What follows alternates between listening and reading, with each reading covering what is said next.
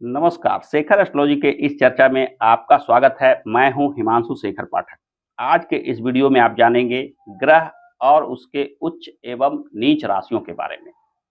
किसी भी जन्म पत्रिका में ग्रहों के उच्च राशि में होना और ग्रहों का नीच राशि में होना कहीं न कहीं पूरी पत्रिका को, पूरी जन्म कुंडली को प्रभावित कर देता है। जिन व्यक्तियों के जन्म पत्रिका में 2 से ज़्यादा ग्रह उच्च राशि में विराजित होते हैं, उनके लिए अत्यंत शुभ फल देने वाले स्थिति में आ जाते हैं। यानी उच्च राशि में विराजित होकर ग्रह जीवन में विशेष सफलता, तरक्की, धन धान्य देने की स्थिति बना लेते हैं। वहीं यदि जन्म पत्रिका में 2-3 ग्रह नीच राशि में विराजित हो जाते हैं, तो लाख प्रयास करने के बावजूद भी सफलता संदिग्ध हो जाती है। यानी बाधा, विघ्न और कष्ट उठाना ही पड़ता है।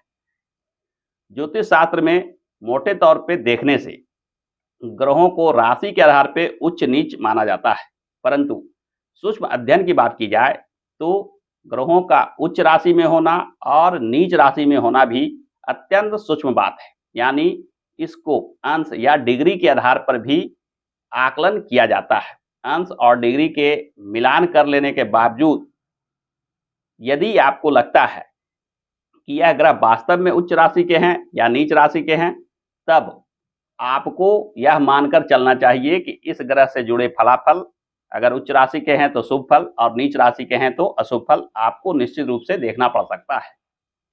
आज के इस वीडियो में हम जानेंगे कि कौन से ग्रह किस राशि में उच्च के होते हैं, उस राशि में क्या स्थिति होती है, यानी ग्रह कितने अंश पे विराजमान होकर वास्तव में उच्च होते हैं और उनके क्या फलाफल आपको मिलता है। तो आइए बिना किसी विलंब के वीडियो को प्रारंभ करते हैं। सबसे पहले हम चर्चा करते हैं सूर्य ग्रह के बारे में।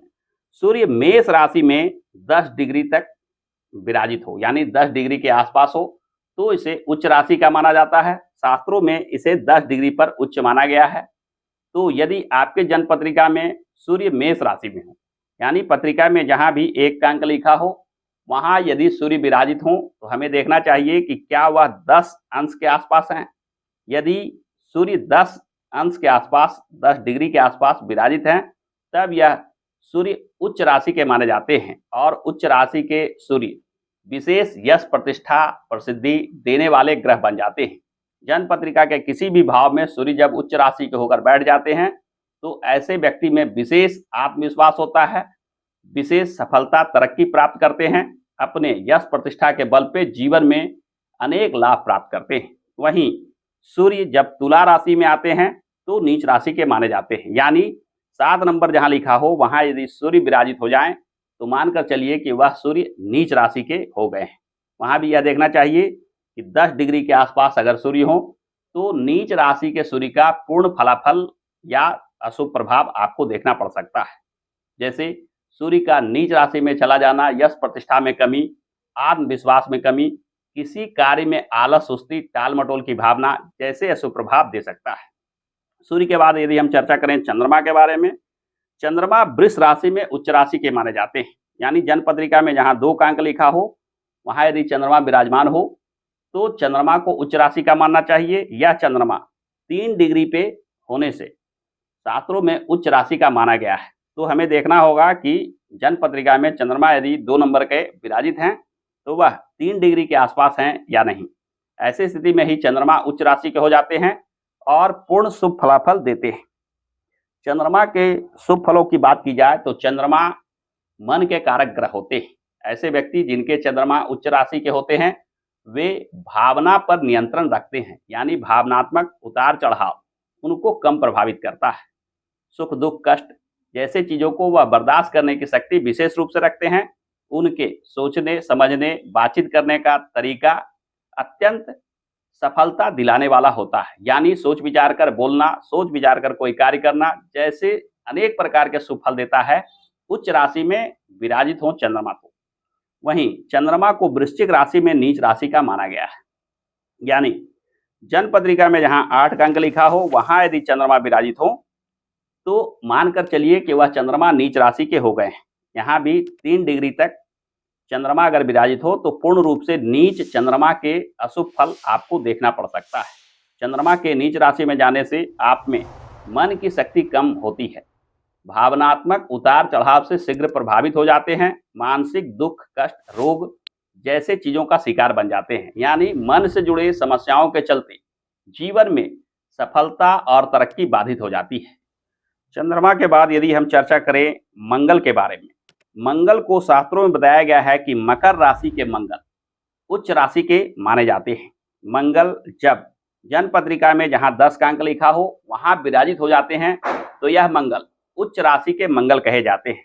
इसमें भी 28 डिग्री के आसपास मंगल का होना पूर्णतः उच्च प्रभाव देता है। मंगल जब पत्रिका में उच्च राशि के विराजित हो जाते हैं तो मंगल जो साहस शक्ति हिम्मत हौसला के कारक ग्रह माने जाते हैं, आप में विशेष रूप से इन गुणों को देते हैं।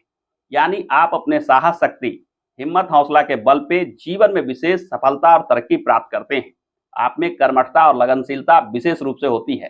किसी कार्य में आपको डर भय नहीं लगता है, रिस्क लेने में भी आप पीछे नहीं रहते हैं। इन गुणों के चलते जीवन में सफलता निश्चित रूप से प्राप्त होती है।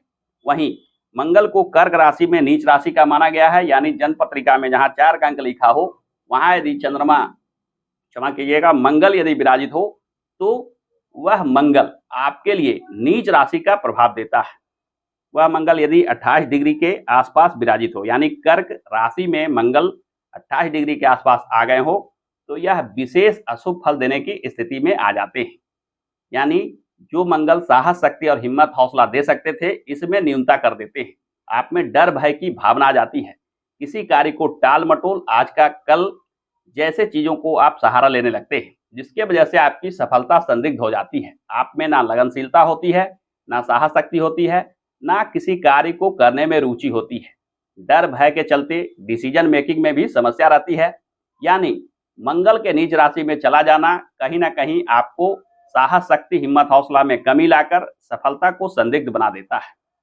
मंगल के बाद यदि हम चर्चा करें बुध के बारे में, बुध कन्या राशि में 15 डिग्री पे उच्च राशि के माने जाते हैं।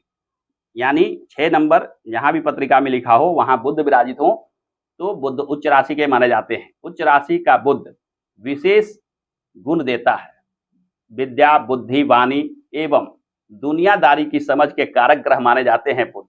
यानी आप में चालाकी, कोई कार्य करने में निपुणता, किसी चीज को सीखने में निपुणता जैसे चीजों में दक्ष बनाकर आपको जीवन में सफलता अवश्य में देते हैं। यानी बुध उच्च राशि के हों तो ऐसे व्यक्ति तेज तरार, चालाक और बुद्धि के बल पर सफलता प्राप्त करने वाले माने जाते हैं। वहीं यह बुध मीन राशि यानी 12 नंबर जहां विराजित हो वहां नीच राशि के माने जाते हैं। यदि बुध नीच राशि में विराजित हो जाते हैं तो मानकर चलिए कि बुध के समस्त शुभ गुण आपके जीवन में कम दृष्टिगोचर होते हैं। शुभ गुणों की चर्चा की जाए तो जैसा कि मैंने बताया कि विद्या बुद्धि वाणी एवं चालाकी जैसे चीजों को देने वाले ग्रह जो बुध हैं, जब नीच राशि में चले जाते हैं तो कहीं ना कहीं बुद्धि का स्तर आपका कम होता है। किसी चालाकी धूर्तता में आप आसानी से फंस जाते हैं। कोई चालबाज व्यक्ति आपको आसानी से ठगी का शिकार बना सकता है। यानी बुद्धि के कम प्रयोग के वजह से जीवन में सफलता संदिग्ध हो जाती है। बुध के बाद यदि चर्चा करते हैं गुरु के बारे में, गुरु कर्क राशि में 5 डिग्री तक उच्च राशि के माने जाते हैं। यानी जन्म पत्रिका में 4 का अंक जहां लिखा हो वहां गुरु उच्च माने जाते हैं। खासकर जब यह 5 डिग्री के आसपास हो, 5 अंश के आसपास हो तो मानकर चलिए कि गुरु उच्च राशि में शुभ फल विशेष रूप से देंगे। गुरु के शुभ प्रभावों की चर्चा की जाए तो गुरु ज्ञान के कारक ग्रह माने जाते हैं। गुरु देवी देवताओं के आशीर्वाद के कारक ग्रह माने जाते हैं। यानी आपके ऊपर देवी देवताओं का पूर्ण आशीर्वाद होता है। आप भाग्य के धनी होते हैं, जीवन में सफलता और तरक्की आसानी से प्राप्त करते हैं। वहीं गुरु मकर राशि में यानी 10 नंबर जहां लिखा हो वहां विराजित होते हैं तो नीच राशि के बन जाते हैं। यह गुरु जीवन में देवी देवताओं का आशीर्वाद कम प्राप्त होने का संकेत देता है। यानी आपकी रुचि भी धर्म अध्यात्म में कम होती है, देवी देवताओं के प्रति आपकी आस्था भी कम होती है और इन चीजों को आप व्यर्थ का मानते हैं। यानी पूजा पाठ, धर्म कर्म, ज्योतिष जैसे चीजों के आकलन को आप समय की बर्बादी मानते हैं। इन चीजों में आपकी रुचि नहीं रहती है। इस वजह से आपके ऊपर देवी देवताओं का आशीर्वाद भी कम होता है, जो भाग्य में बाधा का संकेत देता है। गुरु के बाद यदि चर्चा की जाए शुक्र को, शुक्र के बारे में, तो शुक्र जो है मीन राशि में उच्च राशि के माने जाते हैं। यानी जन्म पत्रिका में जहां 12 का अंक लिखा हो, वहां यदि शुक्र विराजित हो तो इन्हें उच्च राशि का मानना चाहिए। यह शुक्र जब 27 डिग्री के आसपास हो तो इन्हें शुभ फल विशेष रूप से देने की स्थिति माना जाता है। यानी 27 डिग्री के आसपास मीन राशि में विराजित होकर शुक्र विशेष लाभ देने की स्थिति में आ जाते हैं। यह शुक्र भौतिक सुख सुविधा के कारक माने जाते हैं। यानी धन संपदा की बात हो, विवाह की बात हो, घर मकान गाड़ी की बात हो या अन्य किसी भी प्रकार के भौतिक सुख सुविधा की बात हो, तो उच्च राशि में शुक्र विराजमान हो, निश्चित मानिए कि आपके जीवन में इन चीजों को आना ही आना है। यानी कम प्रयास से भी आप जीवन में धन संपदा, भूमि मकान, वाहन इत्यादि चीजों का सुख प्राप्त कर लेते हैं। आज के इस समय में भौतिक युग में जिन व्यक्तियों के कुंडली में शुक्र उच्च राशि के विराजमान हो जाते हैं, तो मानकर चलिए कि उनके ऊपर विशेष आशीर्वाद है। आज के इस युग में वे व्यक्ति देखते ही देखते सफलता की ऊंचाइयों पर पहुंच जाते हैं, बहुत धन संपदा इकट्ठी कर लेते हैं, अच्छे सुख सुविधा पूर्ण जीवन गुजारते हैं। वहीं शुक्र को कन्या राशि में नीच राशि का माना गया है। इसमें भी 27 डिग्री के आसपास अगर कन्या राशि में शुक्र विराजित हो जाते हैं तो कहीं ना कहीं आपको आर्थिक कष्ट देते हैं, भौतिक सुख सुविधाओं के कमी का संकेत देते हैं, जीवन में दुख कष्ट, धनहीनता, गरीबी जैसे अनेक अशुभ प्रभाव देखना पड़ सकता है।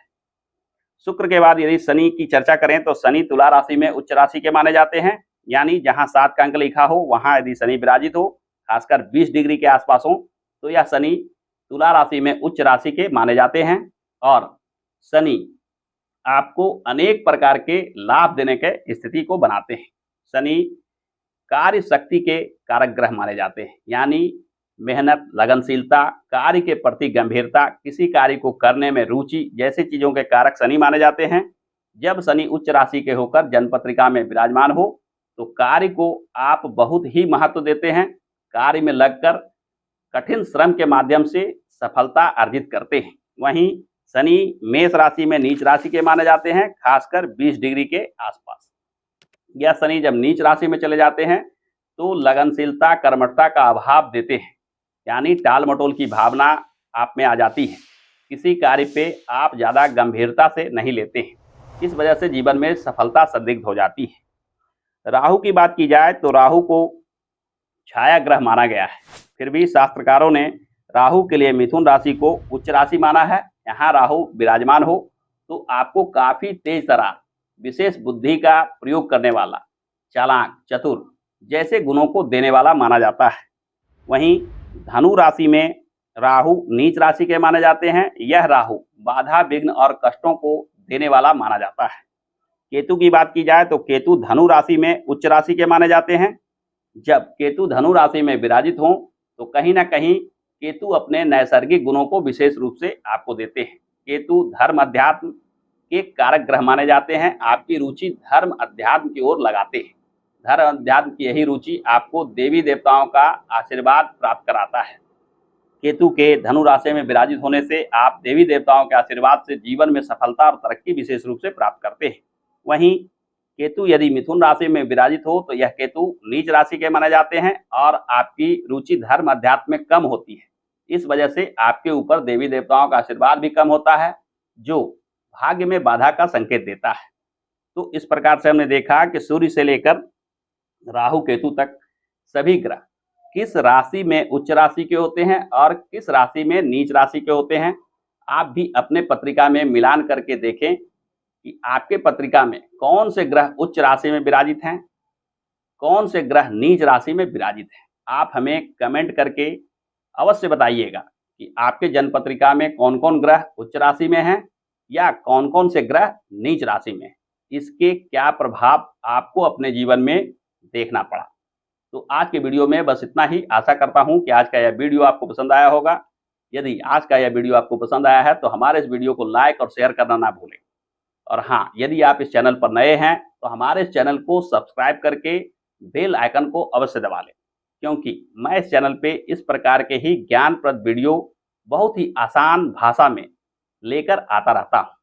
हमारे साथ अंत तक बने रहने के लिए आपका बहुत बहुत धन्यवाद।